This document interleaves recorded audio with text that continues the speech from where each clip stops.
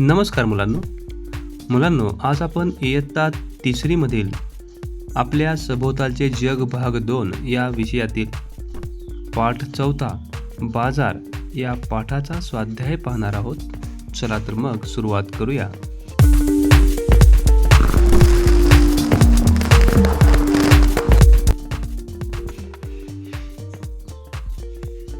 प्रश्न पहिला, नावे लिहा.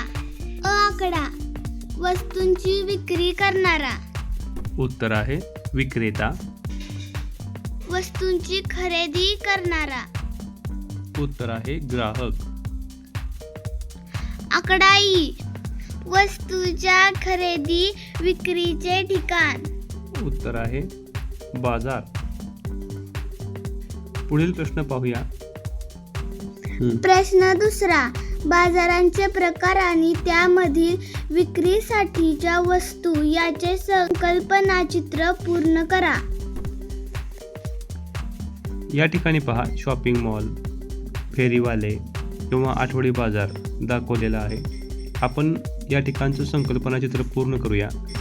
पहा, बाजार या ठिकाणी आपण शॉपिंग मॉल, यामध्ये कपडे, पादत्राणे, इलेक्ट्रॉनिक वस्तू, ब्रँडेड वस्तू, खेळणी व मनोरंजनाची साधने खरेदी करत असतो.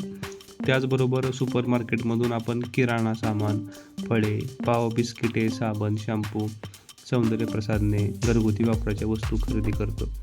त्याच पद्धतीनं आठवडे बाजार, ग्रामीण गावातील जो बाजार असतो त्या ठिकाणावर आपण ताजी फळे, पालेभाज्या, धान्य, मातीची व धातूंची भांडी, शेतीची अवजारे खरेदी करतो.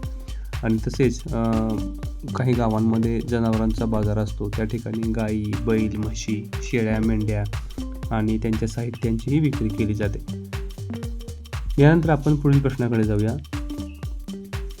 प्रश्न तिसरा, दुकानात खरेदी केलेल्या वस्तूंचे पावती चित्र पाहून खालील प्रश्नांची उत्तरे लिहा. या ठिकाणी पहा, एक पावती दिलेली आहे आणि या पावतीवर बरीचशी माहिती वाचायला मिळते. त्या ठिकाणी दुकानाचे नाव टॉय अँड जॉय असेल, त्याचा पत्ता असेल आणि आपण कोणती खेळणी खरेदी केली त्याचं वर्णन, त्याची किंमत, हे सगळं आपल्याला या पावतीमध्ये पाहायला मिळतं. आता आपण प्रश्न पाहूया. प्रश्न पहिला, दुकान कशाचे आहे? उत्तर आहे दुकान खेळण्यांचे आहे. प्रश्न दुसरा, पावतीमध्ये खरेदी केलेल्या वस्तूंची नावे लिहा. या ठिकाणी उत्तर पहा. या ठिकाणी बॅटरी ट्रेन आणि ट्रायसिकल खरेदी केलेली आहे. प्रश्न तिसरा, पावतीवरील खरेदी दिनांक लिहा. याचं उत्तर आहे दिनांक आहे 1 जानेवारी 2026. प्रश्न चौथा, पावतीच्या आधारे विक्रेत्याला एकूण किती रुपये द्यावे लागतील? याचं उत्तर आहे 808 रुपये. प्रश्न पाचवा, विक्रेत्याने काही सूट दिली आहे का? दिली असल्यास किती रुपये? उत्तर आहे नाही. विक्रेत्याने पावतीमध्ये कोणतीही सूट, म्हणजे ज्याला आपण डिस्काउंट असं म्हणतो, तो दिलेला नाही.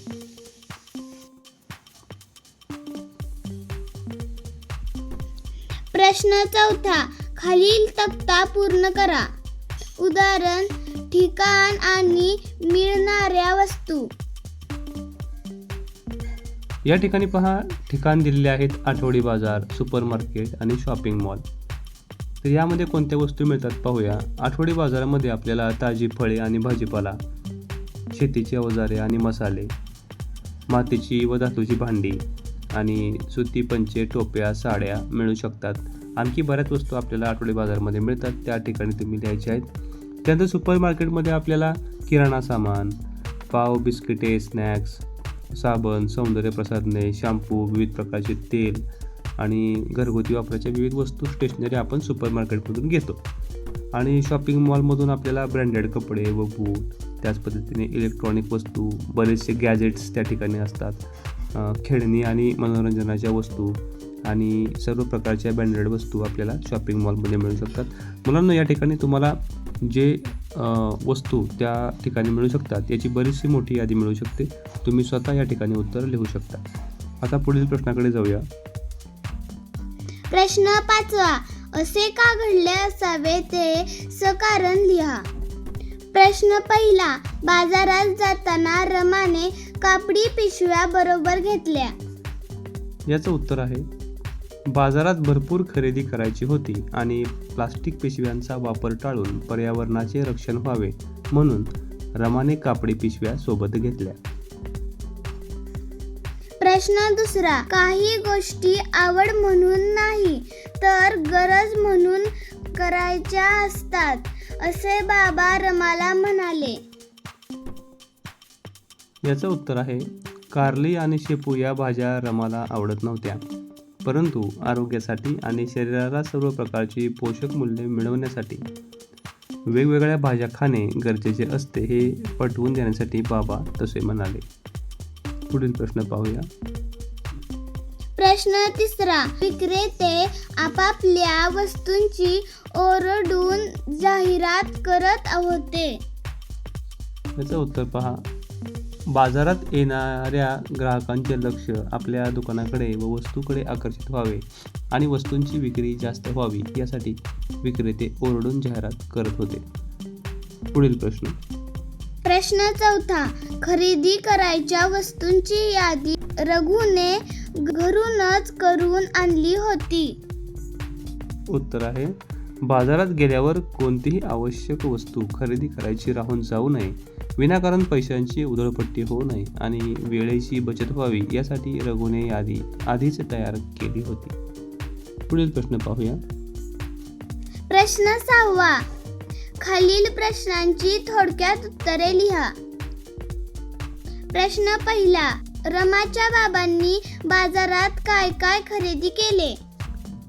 उत्तर आहे, रमाच्या बाबांनी बाजारात केळी, पेरू, भाज्या, त्यामध्ये कारली, शेपू, पालक, गोडी शेव, रेवड्या, केरसुणी, वातींसाठी कापूस, मिरची, मुलीसाठी लाल हिरव्या बांगड्या, मुलासाठी भोवरा आणि पक्ष्यांसाठी मातीची परळ खरेदी केली.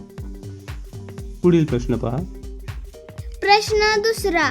वस्तू खरेदी करताना कोणती काळजी घ्यावी याचे सूचनापत्र तयार करा. याचं उत्तर पाहूया. तर मुलांनो, या ठिकाणी आपण एक सूचनापत्र तयार केलेलं आहे. जाहिरात आणि सूचनापत्र त्याला आपण म्हणतो. जागरूक ग्राहक बनूया. यामध्ये खरेदीपूर्वी आवश्यक वस्तूंची यादी तयार करा. वस्तूंचा दर्जा, योग्य मोजमाप आणि भाव तपासून घ्या. पाकिटबंद वस्तूंची उत्पादन तारीख आणि मुदत समाप्ती तारीख नक्की पहा. फसवणूक टाळण्यासाठी खरेदीची खरी पावती नक्की घ्या आणि प्लास्टिकऐवजी कापडी पिशवीचा वापर करा. अशा पद्धतीने आपण एखादं सूचनापत्र तयार करू शकतो.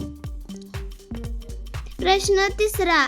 बारकोड सिस्टीमचा वापर कशासाठी करतात. उत्तर आहे पहा.